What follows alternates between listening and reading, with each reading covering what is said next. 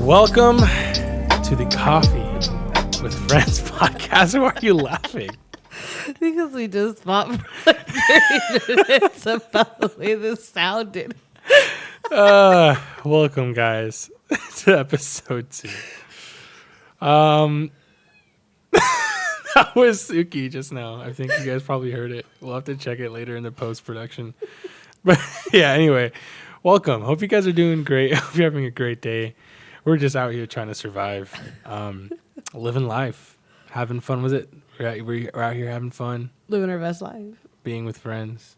It's just me and you. Yeah. And the We're out here. dogs and the cat. Anyway, guys, just want to first off say thank y'all for just all the love, all the support. Yes. Just on our first episode and, just with us coming out and doing this thing. It's just been super cool. We absolutely love it. We love you guys, and we just are so, so thankful. And something that we want to do to just kind of, I guess, create some traditions out here. This is the second episode, so it's pretty fresh. But Sure. we want to shout out people who comment on the previous episode. And to be fair, it doesn't show us who rated the podcast, right? It just shows who left a comment. Yes. Yeah. So if by you the way, did thank give you a guys. rating, thank you so much. I don't know who you are. Maybe leave a comment next time. Yeah, thank y'all for rating, giving us 5 stars and all that stuff. But yeah, we want to shout out the replies. Under each episode, you will see there's this kind of Q&A section, and actually we'll be able to change those. And I think with every episode, we'll actually make it more like intentional and kind of more like on spot on what the topic is, XYZ. But for now, it's just kind of like an open Q&A. There'll be polls in there and stuff eventually as well. But we want to start these episodes by shouting out the people who have commented. So we had 2 people comment as of this recording. Yes. So of course, if you didn't make it on the shout out, and you did, probably because you probably did it after we recorded this. But as of right now, we have 2, Brianna and Kaylee Ham. Thank you guys for giving us little comments underneath our podcast. We appreciate you guys. Yes. We love you guys. And so just wanted to start doing that, making that a little, I guess, tradition where we just shout you guys out and thank y'all for the encouragements. But anyway, let's get this thing going. Okay. So episode 1, we talked a little bit about ourselves and kind of like who we are, and of course the why and the what behind what this Coffee with Friends podcast is. And by the way, another great shout out to those of you who came to this last Coffee and Friends, which is really cool that the episode dropped on the actual day. Yeah. Just wow. Honestly, probably the best Coffee and Friends we've ever had. We were floored. It was amazing. The amount of people that came. And so many people. I think we had people here till 5 something. Yeah. And it usually ends at 2. But it was just so much fun. I completely lost track of time. Yeah, it was amazing. And just lost track of everything. And we were just having such a great time. So thank you for those of y'all who came out. And for those of y'all who've always been supporting us, thank you so much. But yeah, this was such a fun and unique Coffee with Friends. We got to do a lot of different things, I think, that we don't usually do. So that was cool. Yeah. It was really fun. Cool. It was honestly super fun. And just huge shout out to all of you who came and stuck around and just hung out with us. It was honestly like the best one we've had. And we hope and pray that it just gets better from there. So for sure. Just want to shout you guys out. And again, just thank y'all for all the support. But anyway, first episode, we talked about what this podcast will become and all that. But we want to keep kind of going on the sharing kind of like the vision and the why behind why we're doing this, just to help give more context. But we're going to be a little bit more specific today. So we'll be talking about a concept and a principle that we've really kind of fallen in love with, which is really the foundation to, again, why we're doing all these things, these podcasts and community nights and Coffee with Friends, which is the concept of the third place. And this is actually something you probably heard us talk about for a while. When you guys show up to these things, you probably hear us talk about it at least once or twice. But it's, for those of you who don't know or don't really have much kind of like information on it or an idea of it, it's basically this principle of the third place that is actually pretty foreign to the Western society of the United States. It's not something that's part of our culture and society. It's actually very foreign to us and actually very common everywhere else around the world. Yeah. And I believe you were the one that brought this up. I believe you were the one that actually, I had no idea really about this. I read an article on it on TikTok. Love TikTok. RIP TikTok. We're counting the days. Stop. I'm going to cry. I will grieve. I will mourn if TikTok gets canceled. But yes, Yeah. I read an article on TikTok and it kind of was very eye-opening. And as soon as I saw it, I shared it with you. And I wanted to hear your thoughts on it. Yeah. And I think ever since we saw that, it's changed. Yeah. A lot of things. Yeah, it was really, really cool. I didn't have any kind of prior context or understanding about it when she told me, but it's become the core kind of tenet and reason as to why we did all this. And I want to bring up the definition of it and kind of just bring y'all into what the third place is. So according to the internet, it says that in sociology, the third place refers to social surroundings that are separate from the two usual social environments of the home, first place, and the workplace, second place. Examples of the third place include, now this is super interesting to me, churches. That's the first thing that pops up. Interesting. Cafes, bars, clubs, community centers, public libraries, gyms, bookstores, market spaces, stoops, parks, theaters, opera houses, etc., etc. Stoops. I don't know what that is. A stoop? Yeah, what is that? It's like the staircase, the front staircase of a house. Oh. Remember Hey Arnold, Stoop Kid? Oh, Stoop yeah. Kid's afraid to leave a stoop? Yo, that's crazy. A stoop. Well, there it is. So that is the definition of the third place. So it is a concept that, again, it's very foreign to the U.S. and just Western society as a whole. And I mean Western, it's really just the United States.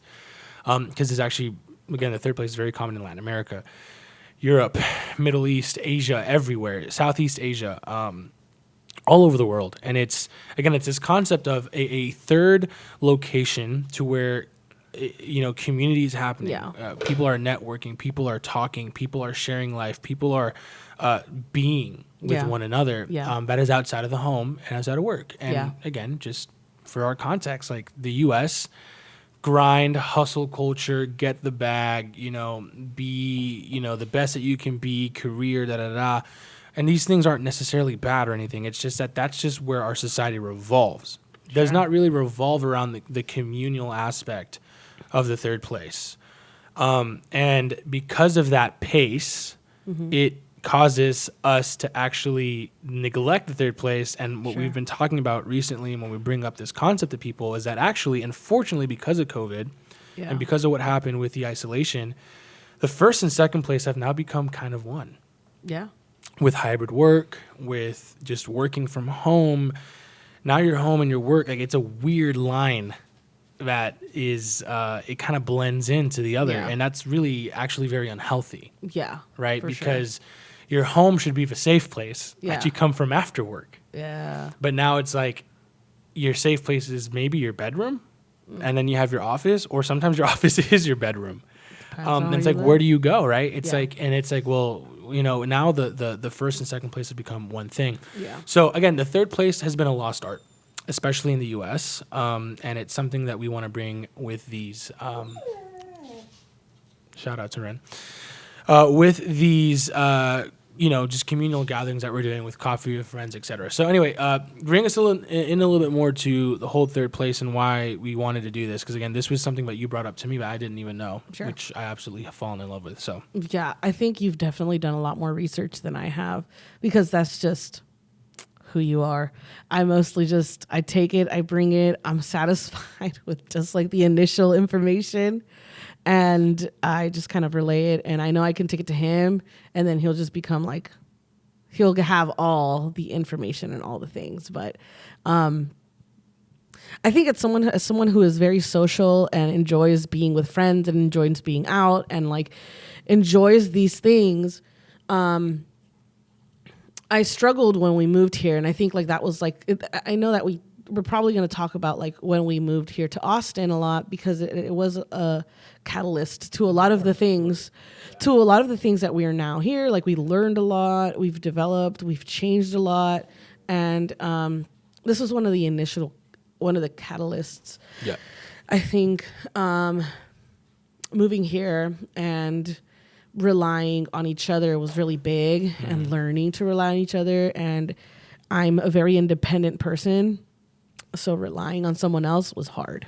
Yeah. It was challenging, and I was used to a lot of having my own space and a lot of going and doing things on my own and spending time with like my own friends and doing all of those things.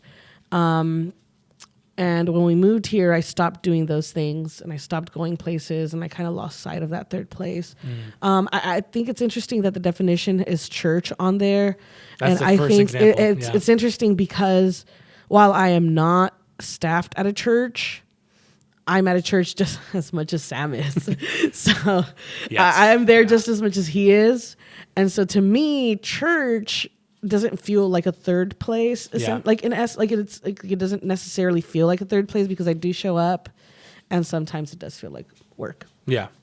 Like I'm not there till I mean, I do socialize and do those things, but there's also like a different aspect to it. I'm struggling to verbalize what I'm trying to say, but so it was interesting that it did define that as that, because I don't necessarily view it as my third place. I think maybe as a younger, when I was younger, when I was younger, it Maybe was definitely the third changed. place, only because it was the only place I was allowed to go. Yeah. So I wasn't allowed to go to the mall or the movies, and I know, I lived a sad life. If you know, you know, and this kind of applies a lot to like growing up in a very small, tight knit Latino church community. Also strict parenting. Yeah. And so my third place, I guess it was the church at that time, because it's the only place I had friends, and it was my only moment to like socialize. But when I learned about the third place, I could see myself understanding like why I was struggling so much with like separating work and home, and like a place to find rest. I don't think that I was finding rest at home, because there was nothing else there. Like, it just felt kind of gloomy, felt like glum. Yeah. And I didn't have what I felt like was an outlet. And so I feel like third places to me feel like things outside of home. Yeah. And we didn't really have that for a long time. Yeah. And now it's completely different. I Yeah. think my house feels like It's a swinging door. it feels like first place and third place. Yeah. I kind of like the hybrid mix for me. And it's great. And I actually really enjoy that people might consider our home a third place. Yeah. Yeah. So I'm enjoying these things as people continue to tell us that they love coming over and never want to leave. Yeah. Yeah. And those things make it hard for me to also leave and go anywhere else. Yeah. But I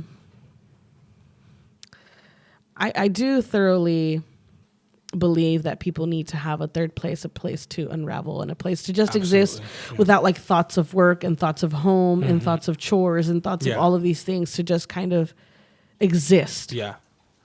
Yeah, which is what that is, you know, because again, like the third place in these examples, they're very like communal, very leisure type of vibes. You know, it's cafes, it's like going to the park. It's you know, again, like in different cultures, right? Yeah. For example, in Europe, when you have for example, like in Spain and Portugal, and actually in Latin America, because you know we have a lot of cultural things from that, like the whole siesta, the whole you know, just the nap after dinner, or just the Sunday or weekend hangout. And for example, in France and in other of the kind of like, you know, that part of Europe, there's you know, in the UK and in France, tea time and coffee and things like that. It's like those are all leisure. It's all just having time outside of your day. And actually, in some of these countries, they take time specifically to cut everything out. And there's nobody working. And in a lot of the things that I saw is that these countries make this accessible.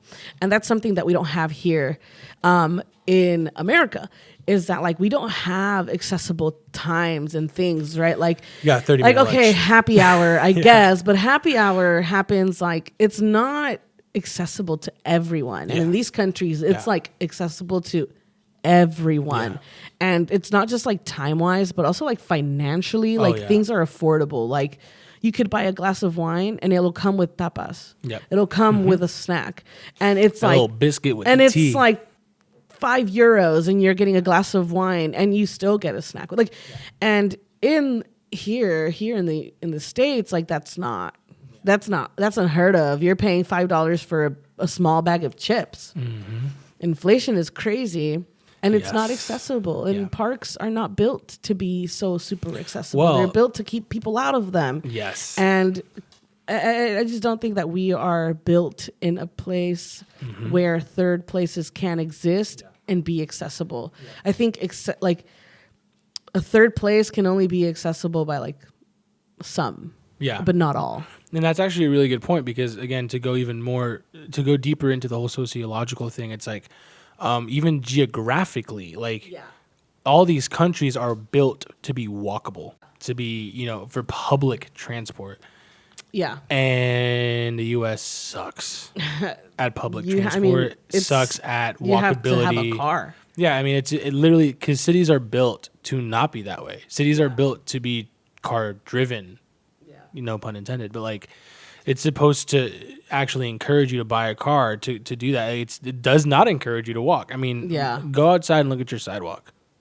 There are very few cities in America that are walkable. Very rare. Very rarely, very few.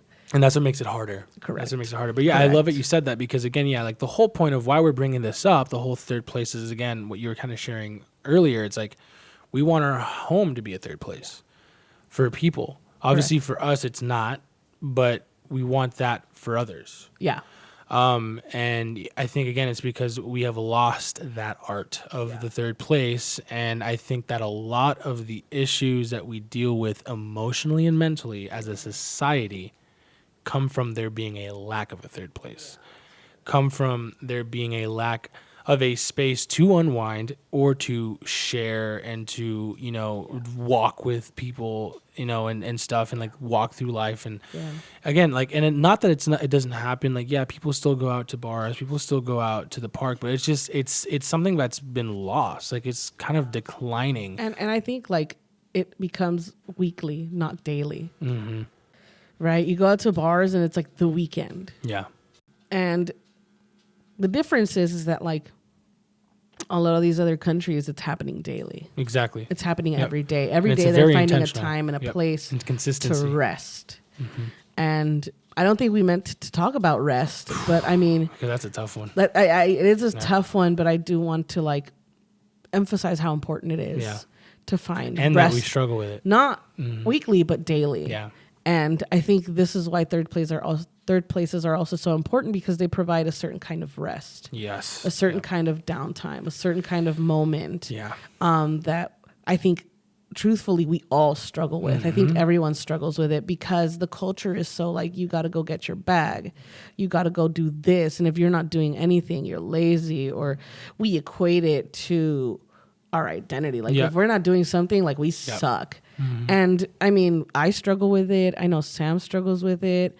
I think a little less because I do love watching TV and I don't care how much time of my life. But we all struggle with it. I mean, I think at some point we're all still kind of have our minds running. And so I think like the third place not only provides a space for community, but it also provides a space for you to rest, which in turn helps you create that community by like alleviating you of like the stresses, stressors of the day or whatever. That's true.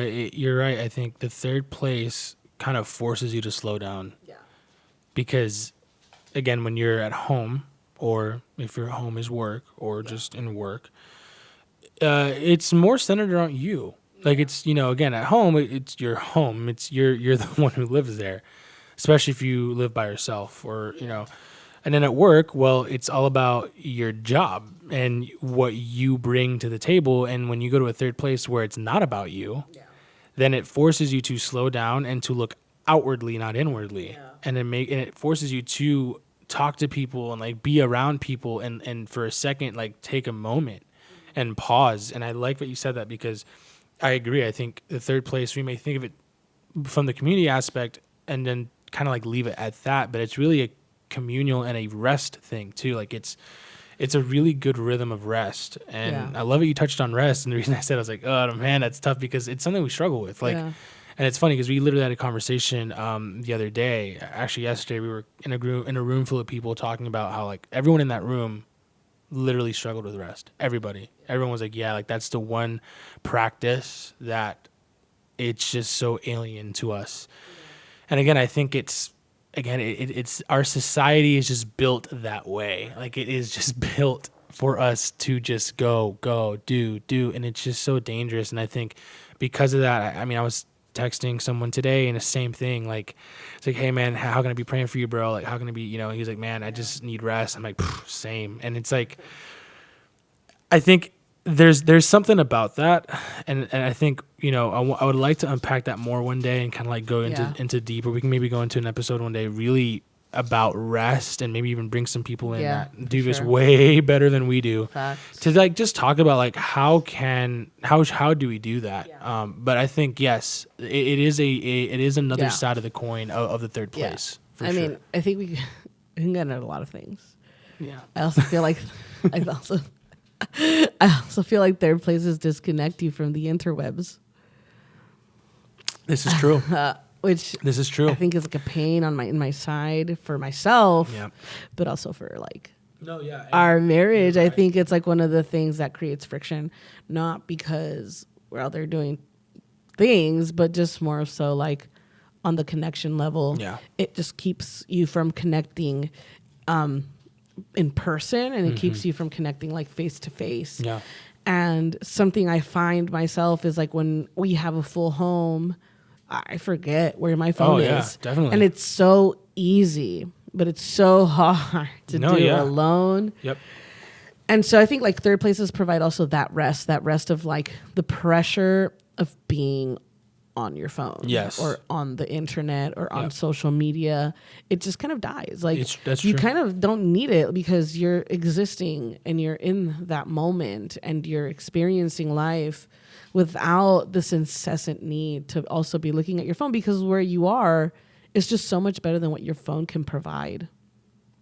And so like I've come to realize that when I'm in, those third places with people, I don't look at my phone. Like I don't pay attention. I don't really think about it. I'm just having a good time. Because there's no reason. There's no need. Yeah, there really I'm not isn't. missing out on anything. In fact, I feel like if I get on my phone, I'm gonna miss out on something in the conversation. That's actually so interesting you say that, and I actually love it you said that, because that just like clicked something within me. Like the reason we're so connected to our phone is because we want to know what's happening. We don't want to miss a beat.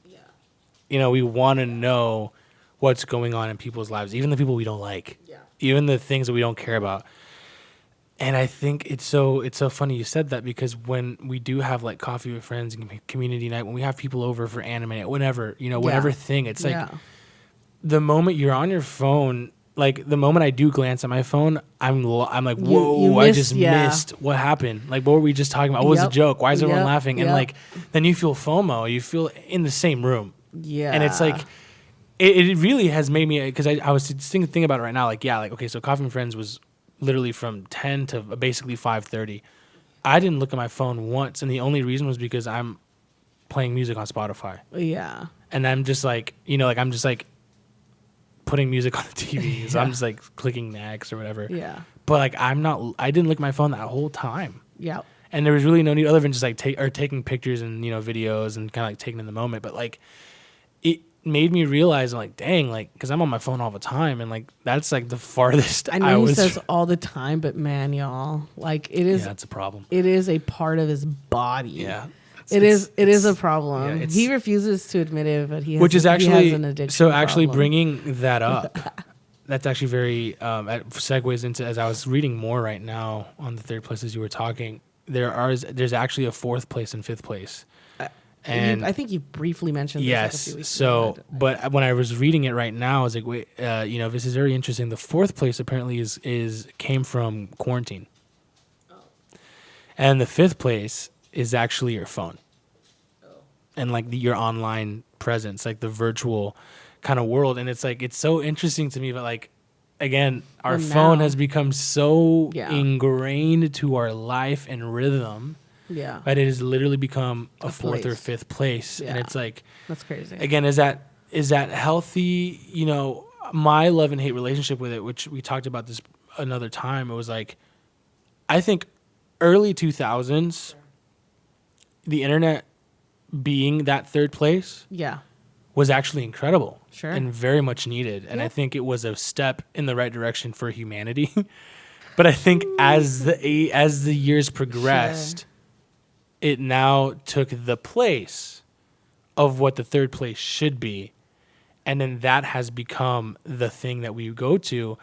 And then that's where a lot of, again, like specifically I'm talking like Gen Z, Gen Alpha, because we're so like that was like we were kind of raised with phones in our hands. Like that's become so much a part of who we are. Like we have internet friends that we don't even have ever met and things like that. And like we literally have communities on Discord and like, game chats on Minecraft and Call of Duty and Fortnite. And it's great. But then again, like even before COVID happened, I would say like 2015 to 2019, when like the big mental health epidemic really started rising up, was because people were so involved in that we forgot how to connect physically. I wouldn't say 2015. I would bring it to like 2018. Mm-hmm. More so. Yeah, because 2016 is always like 2016 is the year everybody wants to go back to. Look, so I don't think 2016 is the right man, one. That was the time. I think it was like more so 2018. Yeah, it was around. Yeah, around That 18. I saw a video. This is a little baby tangent. I saw a video about this pair of moms. I don't know. I'm talking about this because you were talking about phones and like growing up with phones in your hands. But I saw a video about a pair of moms, like not like separately, like one mom and the other mom, and that they started to show their kids the old early 2000s TV shows like Franklin, Little Bear, Roly Poly Oly, Oswald, Your boy Oswald, like all these Little old Bill. Yeah, like all these older shows, and they started to notice the difference in their children's behaviors. Because in those days, there was no phone accessibility. Oh, yeah, not at so that different. age. And so things were made differently. Oh yeah. There was a different equation. No, I mean you could go all the way into like I don't know. It was interesting because you said you were talking about like raised with your phone in your hands. Can't relate. I mean, again, it's different, right? Yeah. My context is also again like I spoke about. We talked about this last EP, but again being Gen Z, kind of like on the tail end, kind of zillennial vibes. Like I had a different, and some of you who are 25 as well, and in that age, you guys can probably relate to this. But like we kind of grew up in that weird like. Yeah, like you had the internet, but like you also could go play outside in the mud and go to the green box that would give you radiation sickness. Yes, the classic green box. And all that, but it's like, it's I look at the shows. This is such a weird tangent, but I think it's valuable. Sorry. Like shows like Bluey and all these that like people love, and it's like, man, it's so wholesome, so good, and you compare it to like Coco Melon, which is like absolute brain rot to children. And it's like you see how different now like entertainment and all that. And again, that I think you can go into it's not just kid shows, like it's music. The music right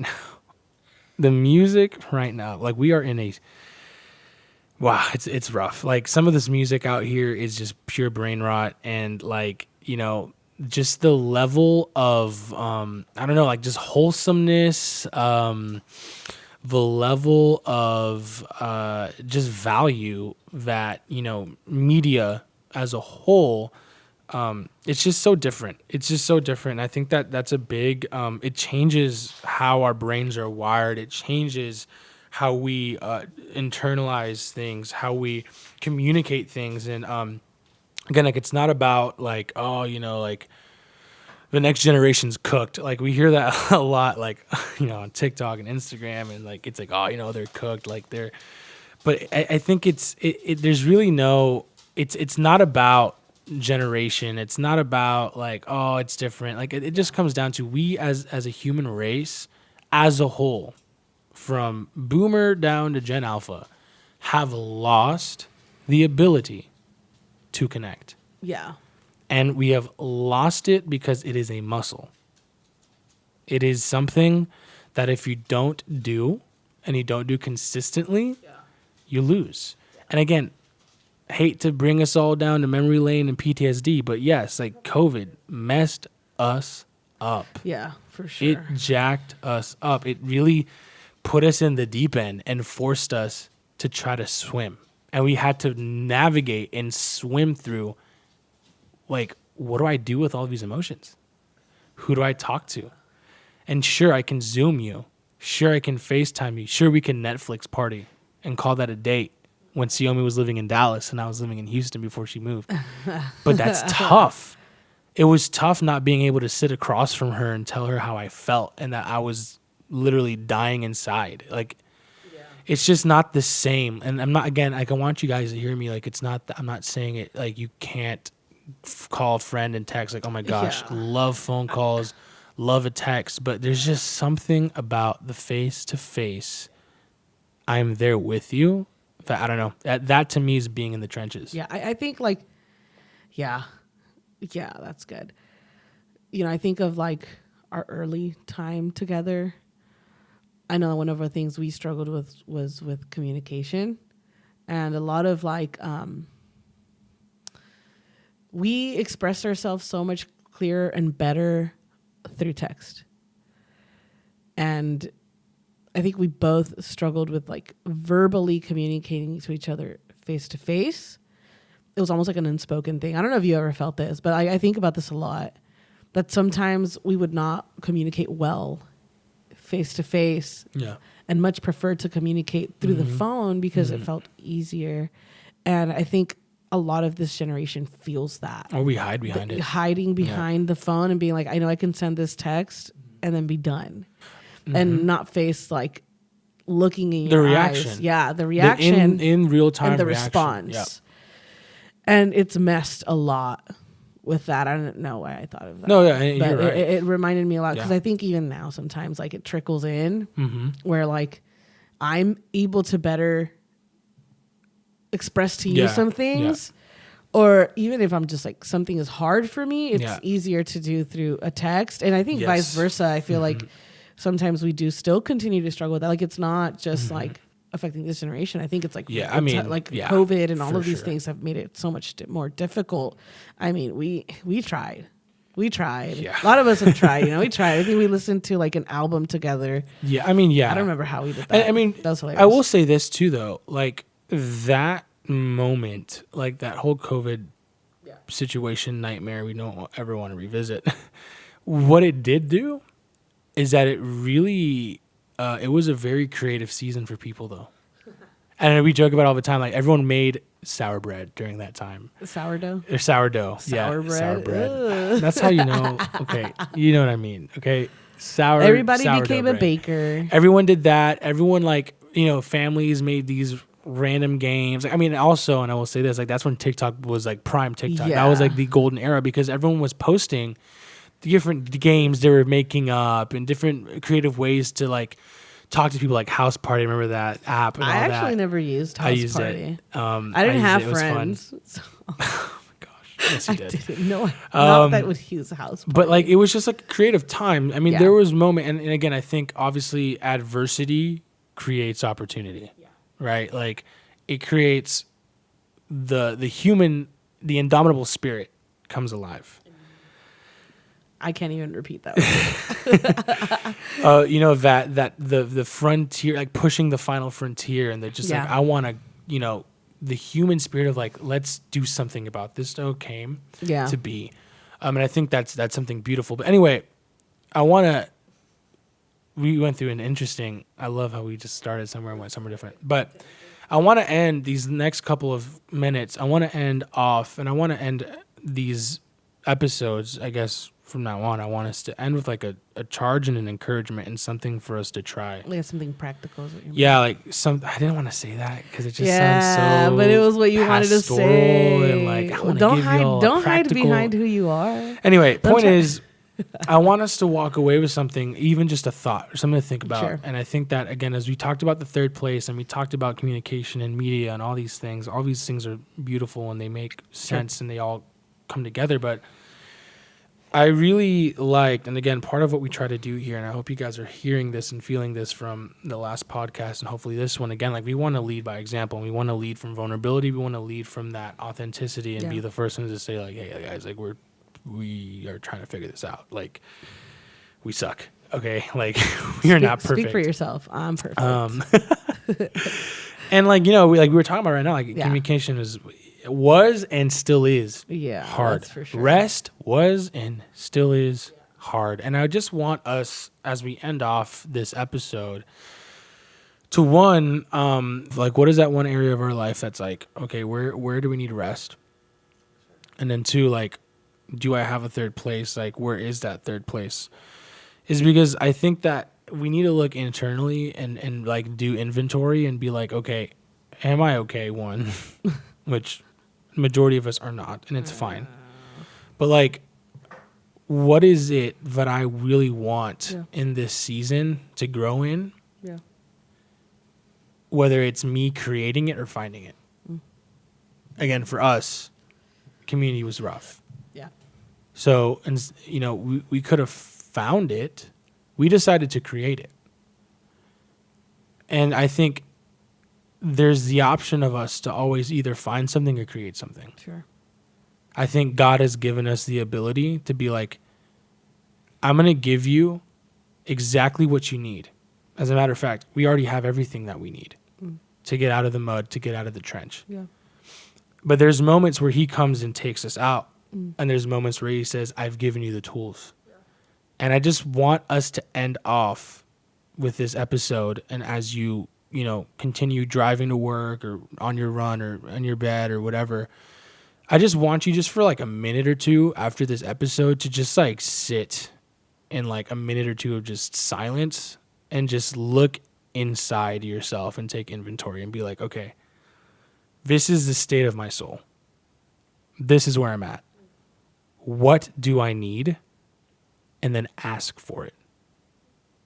Like reach out. And I want that to be an encouragement, but I want it to be a challenge. Like reach out. Like seriously, like if you right now are hearing this and you're like, man, I really need XYZ. Like I need someone to talk to, or I need, a way to rest, or I need XYZ, whatever it may be. I don't want to put words in your mouth, but just like think about that thing and then reach out. Like hit someone up, whether it's your best friend or a friend you haven't talked to in a long time, or a stranger or a coworker or someone. But I just want us to end off this episode just with that sense of let's look inside. And if we haven't found that third place, let's go find it or let's go be it. I want to be clear that like know yourself well enough to know if you're ready to create that space for others. I want to like clarify. It took us a while to get to this place where we were both healthy enough and we were both ready for that, to create a third place for others. And I think it's a unique thing to be able to have, because you have to be mentally there too. To be mentally prepared to see others in that space. And so I would just want to say, like, know yourself well enough. I think creating a third space is so fun and it can be so full of life, but it can also become draining if you're not in the right space for it. Because I think everyone is able, but I think you just have to be in the right, like you have to know yourself well enough to know that if you have the bandwidth for it. Yeah, I mean, I would say it's all seasonal. Life is seasons, and there's seasons of rest and there's seasons of doing.